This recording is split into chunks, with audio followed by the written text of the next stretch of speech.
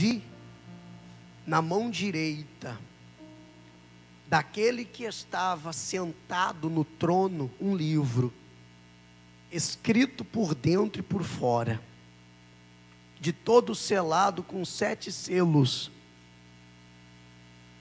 Vi também um anjo forte, que proclamava em grande voz: quem é digno de abrir o livro e de desatar os selos?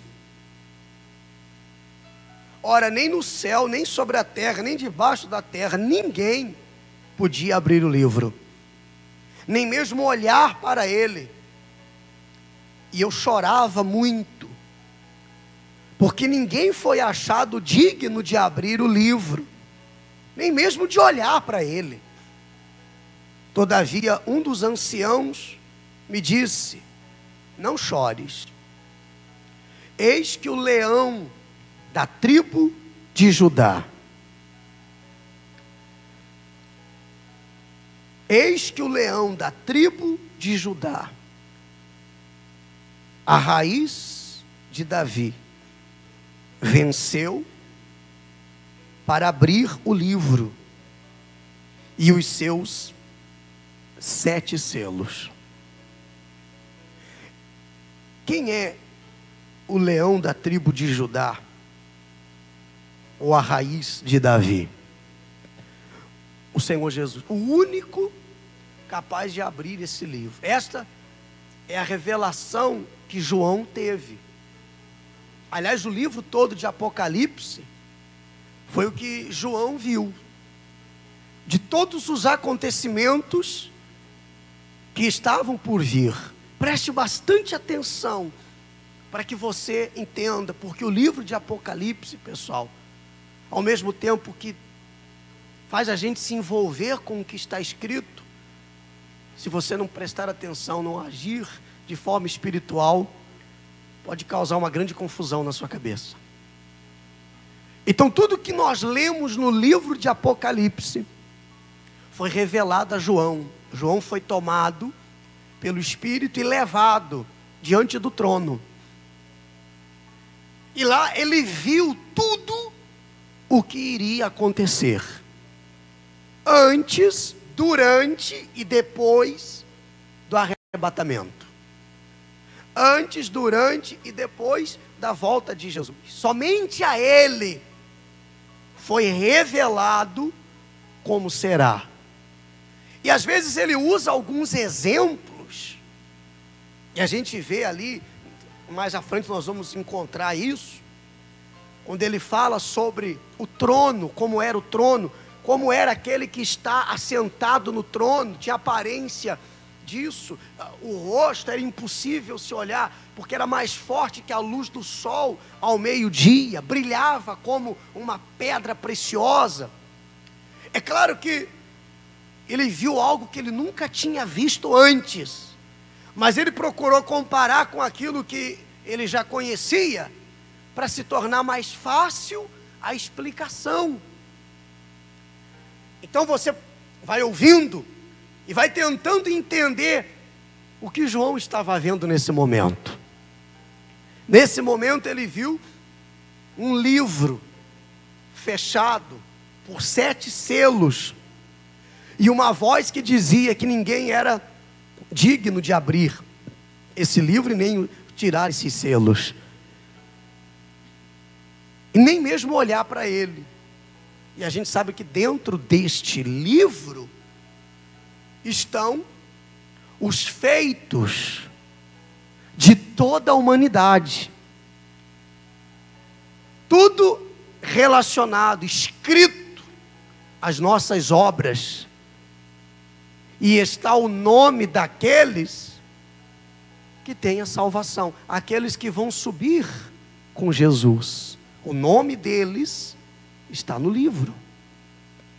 Não havia ninguém que abrisse o livro. E um dos anciãos que estava ao lado do trono disse: João, não se preocupe, porque tem alguém que venceu, para que este pudesse então abrir esse livro. E esses selos que fecham esse livro. E eu quero falar para você sobre esses selos que que João viu. O que cada um representa. E muitos deles já foram abertos. Quando João esteve diante do trono, estava lá o livro fechado e esses 7 selos. E não tinha ninguém que pudesse abrir esse livro. Hoje nós vamos já perceber, nós já vamos notar que esses selos já foram abertos. Que estes selos já são os sinais de que Jesus falava quando esteve neste mundo, que antecederiam a sua volta. Aí você vai no capítulo 6, quando diz assim, ó, o Cordeiro, em letra maiúscula, está falando de Jesus.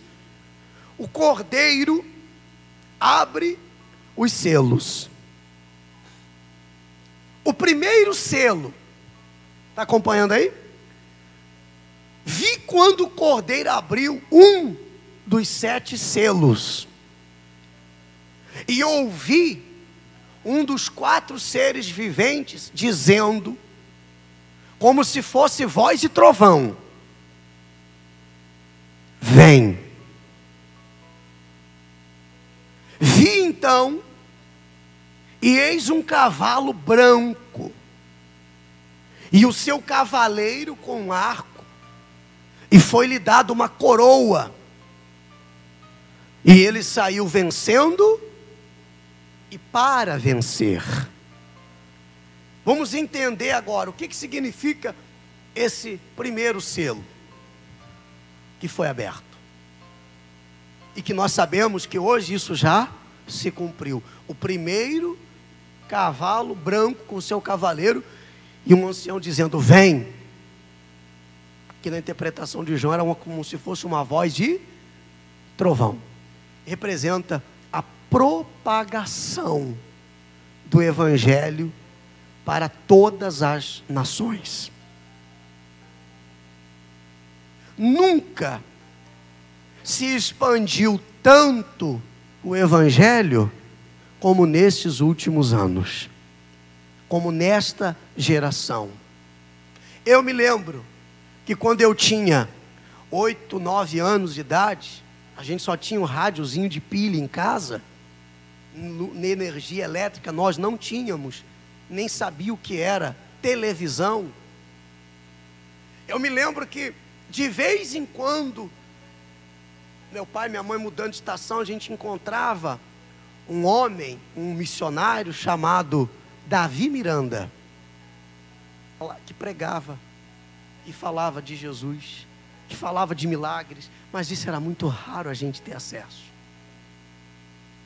Em todas as comunidades e bairros e vilas e centros e cidades pequenas e grandes, tinha lá uma igreja católica. 3 autoridades principais da cidade: o prefeito, o delegado e o padre. Então, se ouvir falar do Evangelho que salva, se ouvir falar do reino de Deus, da volta de Jesus, nunca passou pela nossa cabeça. Isso há 30 anos, 25 anos atrás. E nestas últimas 2 décadas, olha como o Evangelho se propagou. Em qualquer canto desse mundo, as pessoas podem ouvir falar de Jesus. Então este cavaleiro, ele já foi enviado, que representa a propagação do Evangelho. Acredito, tenho convicção, que nesses últimos 20 anos, que agora, Jesus abre esse selo e envia esse cavaleiro branco que representa o Evangelho da paz, o Evangelho da salvação. Agora eu estava ali assistindo aquele noticiário do desabamento do prédio em São Paulo, e no meio da reportagem o rapaz, até comentei com a minha esposa, puxa, achei tremendo, o rapaz falando do noticiário ao vivo, helicóptero e tal, aquela bagunça toda, não sei quantos desaparecidos e tal. Ele disse assim, agora vamos dar uma pausa e vamos chamar aqui o missionário R.R. Soares para fazer uma oração. E ele entrou em cadeia nacional às 18 horas e fez uma oração. Eu imagino ali milhões de pessoas que estavam vendo e puderam ter oportunidade de ouvir falar o nome de quem?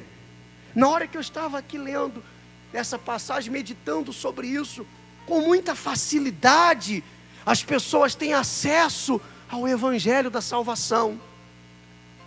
E pega o diabo como que desapercebido até, mesmo ele sendo astuto, mesmo ele sendo audacioso. Homens de Deus, que têm derramado as suas vidas em função do evangelho, que têm trabalhado arduamente, têm alcançado milhares e milhões de pessoas todos os dias. Então esse cavalo branco, esse cavaleiro branco, sim, representa a propagação do evangelho. Vocês entenderam até aqui? Sim ou não? O segundo selo é o quê? Quando abriu o segundo selo, ouvi o segundo ser vivente dizendo: vem. E saiu outro cavalo. Com a cor do cavalo? Vermelho. E ao seu cavaleiro foi-lhe dado o quê? Tirar a paz da terra, para que os homens se matassem uns aos outros. Também lhe foi dada uma grande espada. Agora falamos de sangue. Agora falamos de violência. Falamos de guerra. Não vamos colocar as coisas mais massacrantes assim, dentro dos lares mesmo. O rapaz, nesse mesmo noticiário, o rapaz estava conversando no barco, sacou uma arma e matou o seu companheiro porque discordava dele de uma discussão boba. As pessoas que matam só para ver o sangue escorrendo. O amor, o respeito, a gente não vê mais, não existe mais. Crianças, outro dia, a tia falando para a gente, pedindo para orar, inclusive por uma criança ali na escolinha, filho de alguém que frequenta a igreja, que só fala em violência, em morte, em dar tiro, matar não sei quem, em presídio, em tráfico, em crime, essas coisas. Então o sangue, a guerra, a violência está embutida na cabeça das pessoas. Esse cavalo vermelho com seu cavaleiro já desceu também. E ele vem comandado, nós sabemos, pelo príncipe das trevas. Nunca se ouviu falar tanto de morte, de desgraça, de violência. Quando a gente fala de violência, não é nem só de morte, mas estupros, assim aos montões. Pessoas, mulheres violentadas, crianças violentadas, senhoras, vovós violentadas, massacradas. A violência se faz presente no cotidiano das pessoas.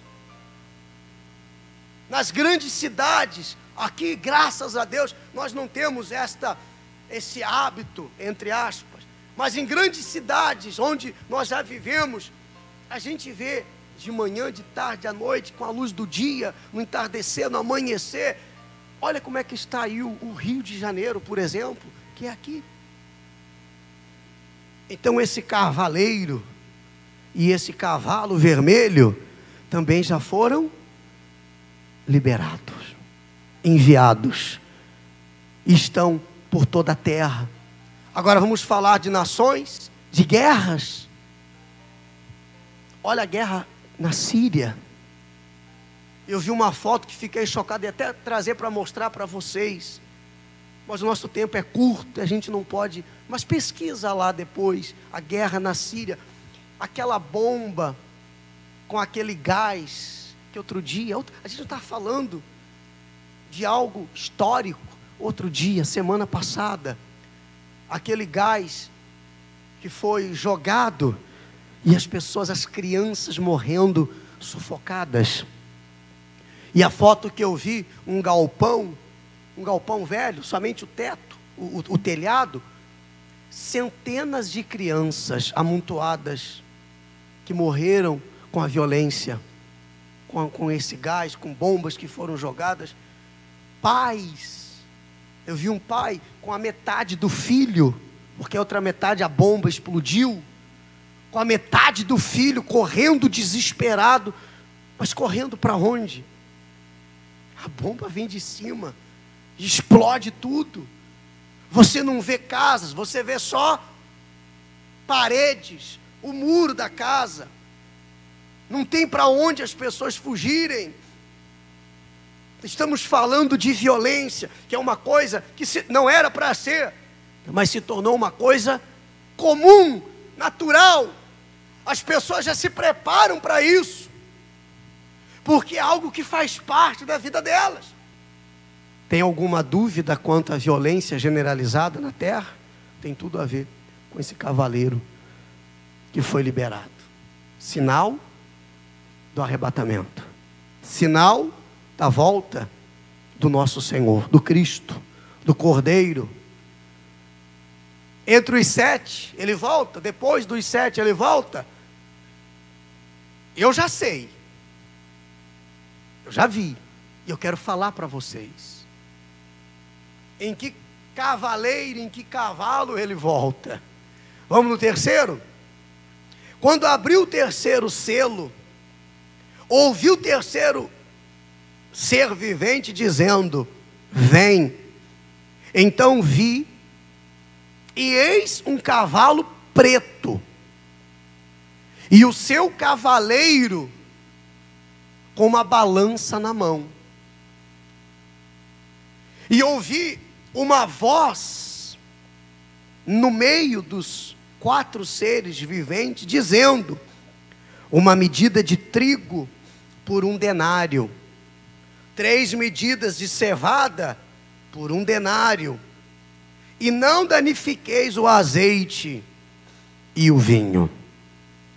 O que esse cavalo preto e o seu cavaleiro trazem? Bom, a cor preta a gente já sabe que está sempre ligada à angústia, à tristeza, à luta, à perca. Esse cavalo e esse cavaleiro trazem a fome à terra.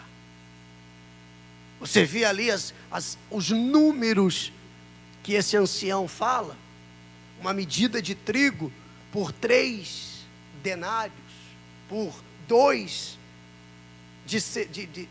por 2 medidas de cevada, 2 denários, 1 denário, e ainda não danifiqueis o azeite e o vinho. Aí eu fui ali na internet e coloquei: quantas pessoas hoje, dia 2 de maio de 2018, nós temos 815 milhões de pessoas, segundo a ONU, segundo a ONU, 815 milhões de pessoas passando fome. Não é sentindo fome, é passando fome, é acordando pela manhã sem nada para comer, e indo dormir à noite sem nada para comer. 815 milhões de pessoas, isso aí são 4 Brasil junto. Se temos 200 e poucos milhões passando fome, morrendo de fome. Então o cavalo preto e o seu cavaleiro já saíram também. Eles não estão mais presos, eles já estão fazendo o seu papel. Esse cavalo preto com o seu cavaleiro representa a fome. Quando ele fala nos números, por exemplo, uma medida de trigo por 1 denário, sabe o que eu lembrei? Gasolina. Eu me lembro quando eu abasteci o carro e pagava 90 centavos o litro de gasolina. E hoje a gente paga quanto? Quase R$5. Tem cidade do Brasil que se paga R$5 um litro. E a mesma pessoa que abastecia pagando 90 centavos, talvez continue ganhando o mesmo salário,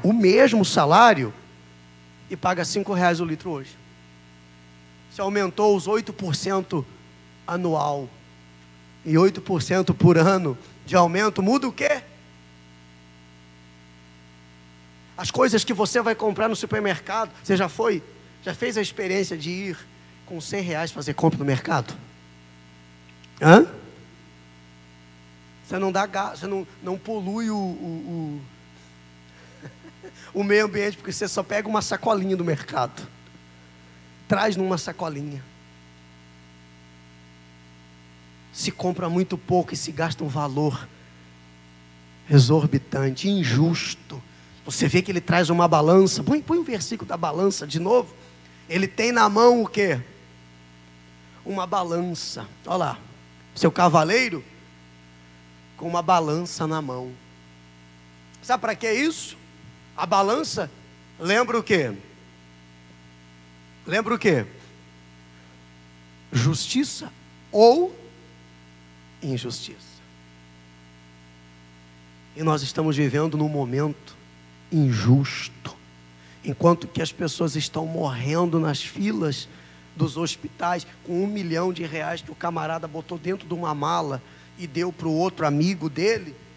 Quantas pessoas sairiam da maca do corredor do hospital e poderiam ser atendidas numa enfermaria, por exemplo? Então, quanto não tem se gasto com coisas, sabe, de forma desonesta, e as pessoas morrendo de fome. Isso, você vê que é uma balança desequilibrada. O país é um país muito rico, e ao mesmo tempo é o país que no mundo, nosso país é o que mais desperdiça alimentos, é o que mais joga comida fora. O que se joga fora se alimentaria a metade destas 815 milhões de pessoas que vão morrer de fome. O que se joga fora. Ou seja, não é porque falta comida que as pessoas passam fome, morrem de fome. É a distribuição injusta. Não é porque está faltando, não é porque não tem, não é porque o campo deixou de produzir, a terra se tornou estéril. Pelo contrário, estes últimos 10 anos, essa última década, foi a década que o Brasil mais produziu alimentos. Se produz mais para se jogar mais fora. E a cada dia aumenta o número de pessoas morrendo de fome. Por que isso? Por que não consegue? Qual governo que vai resolver isso? Nenhum. Não tem governo, não tem ninguém. Não tem projeto de campanha eleitoral ou projeto que se cumpra, que possa resolver esse problema. Por quê? Porque é bíblico. Isso estaria acontecendo antes da volta do Senhor Jesus. Então não dará para fazer mais nada, pastor. Então joga tudo para o alto, esquece. Nesse mundo, entenda, para esse mundo não há mais esperança, biblicamente falando. A única esperança que nós temos é a nossa eternidade. É por isso que Jesus manda a gente se preocupar com a nossa salvação. Quantas pessoas querendo mudar o mundo sozinhas? Temos que ser honestos, temos que escolher as pessoas na hora de votar, as pessoas certas, avaliar, olhar, pensar, pedir a Deus que dê a direção. Quando o ímpio governa, o povo geme, diz a Bíblia. Quando o justo governa, o povo se alegra. Orar para que a gente venha votar em alguém que seja justo, que não seja... É difícil, né? Tá pouco o negócio, dá para contar no dedo da mão. Ainda sobra dedo. Mas não espere que eles vão resolver isso, que eles vão acabar com isso. O cavalo preto já foi mandado. E o objetivo dele é causar a fome de forma injusta. Quando tem alguém ali morrendo de fome, e o que é pior, está morrendo de fome ali, vendo alguém se fartando aqui. Ninguém pode mudar o que está escrito. Entenda isso. Ah, mas vai aparecer alguém que vai mudar a história deste mundo, deste Brasil. Não vai existir essa pessoa. O único que pode trazer paz e esperança ao nosso coração, pregaram ele numa cruz. Quando veio, pregaram ele numa cruz. Agora o único que pode nos salvar é o Senhor Jesus. Não tem esperança, uma vez que está se cumprindo o que está escrito. Compreende sim ou não, pessoal? Você tem que cuidar da sua salvação. É a única coisa que nos resta. Dar bom testemunho aos seus filhos, falar de Jesus para aqueles que estão ao seu alcance, e cuidar da sua salvação. O apóstolo Paulo disse: se a nossa vida se resume aqui nesse mundo, nós somos os mais infelizes do homem, que amanhã a gente pode estar morto. E se a minha vida só se resumiu aqui, acabou.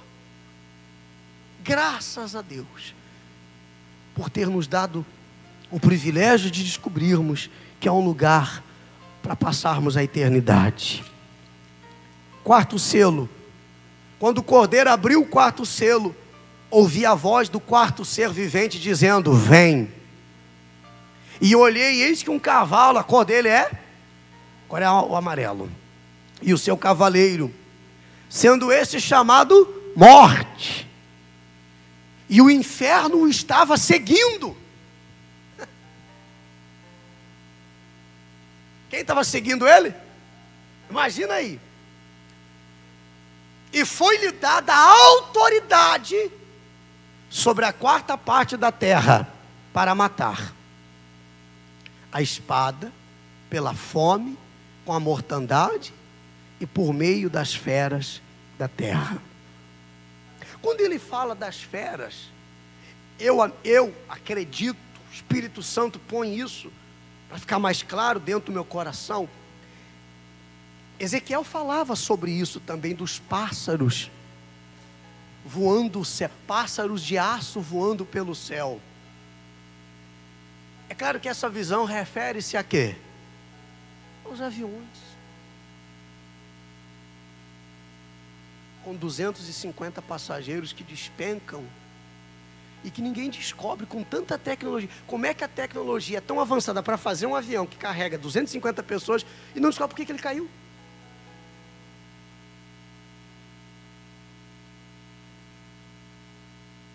Não se descobre por quê, qual a causa, qual o motivo. Se existe tanta tecnologia, um submarino com tanta tecnologia que eles têm para saber aonde está, quantos metros de profundidade, o submarino aí, um negócio daquele tamanho, simplesmente sumiu. Sumiu, ninguém acha. Aviões que desaparecem, alguns acham os destroços, na sua grande maioria, some. Sabe a hora que saiu? Até um determinado trecho, e não se viu mais sinal. Desaparece. O cavaleiro, o cavalo amarelo, que é aquele que faz causar a morte, também já foi mandado. Você vê que a morte tornou uma coisa banal. O rapaz estava, eu vendo o bombeiro falar ontem. O bombeiro estava aqui, num prédio, o prédio em chamas aqui, ele joga a corda para o rapaz pega a corda, o bombeiro ensina ele a fazer o nó, ele faz o nó, o bombeiro falando com ele, no prédio em chamas, ele faz o nó, se amarra com a corda, com o cinto do bombeiro. Quando ele estava pronto para ser puxado, o prédio desabou. E ele foi junto. E os destroços que vieram de cima, estourou a corda. Então, o cavalo que traz a morte, a terra, está aí. Bala perdida, o camarada está tomando café. Tem um ditado que diz assim: para morrer basta estar vivo.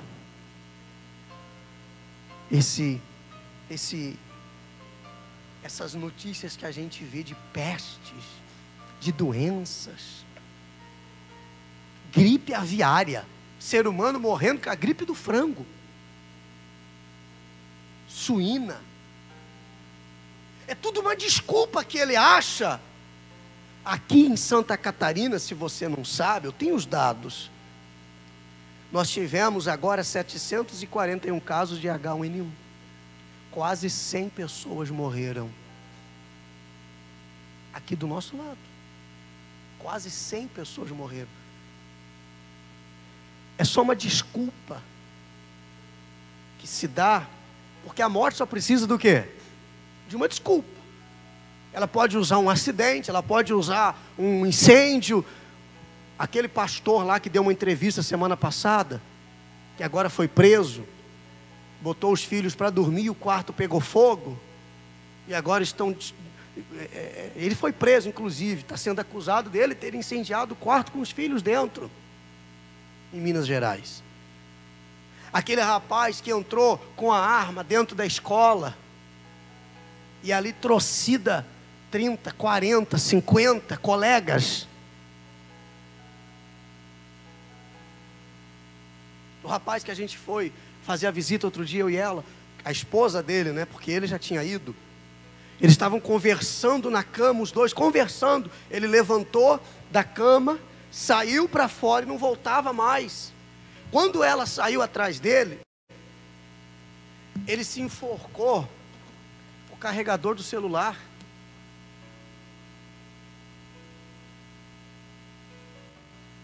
Se eu pegar isso aqui e fizer assim, ó, eu arrebento. São dois fiozinhos fininhos aqui dentro. Ele enrolou aqui e amarrou na madeira do telhado. Quando ela chegou, ela estava enforcado com o carregador do celular.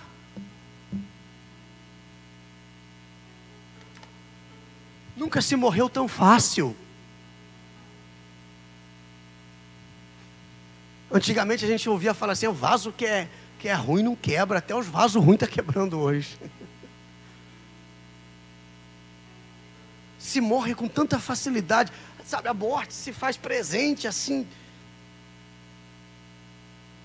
A pessoa pega uma gripe, vai fazer um check-up e descobre que está doente. 3 semanas, 2 semanas. A esposa de um amigo nosso, a Luana, lembra deles? Foram meus obreiros, eu atendi eles na igreja.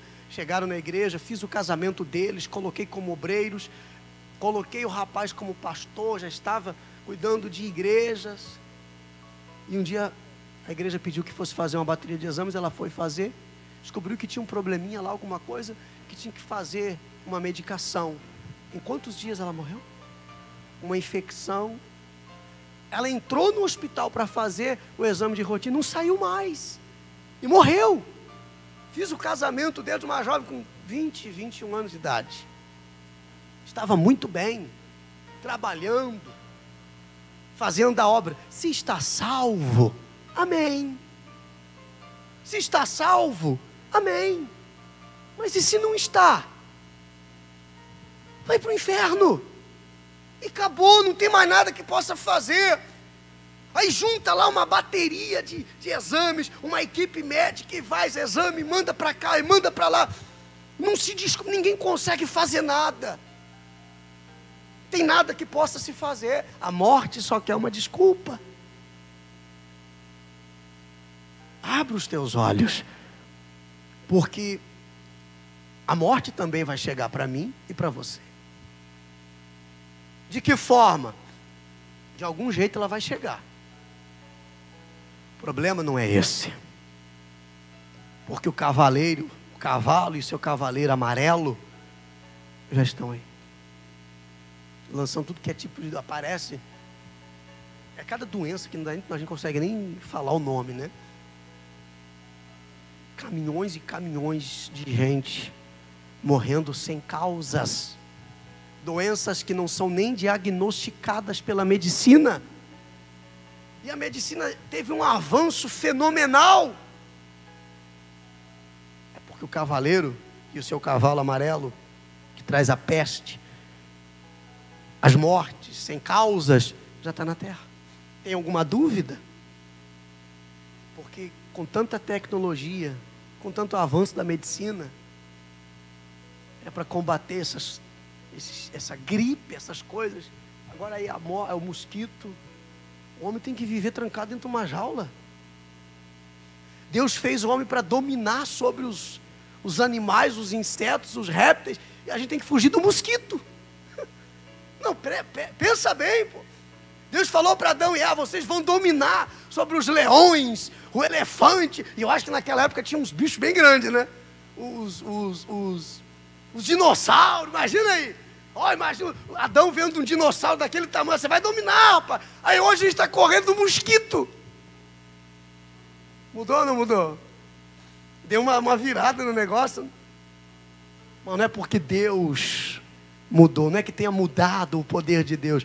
É o homem que tem se diminuído a cada dia. Por que o homem antes dominava um elefante, recebeu autoridade para dominar sobre os dinossauros, e hoje tem que fugir do mosquito da dengue? O homem diminuiu, e o diabo tem aumentado o seu poder a cada dia.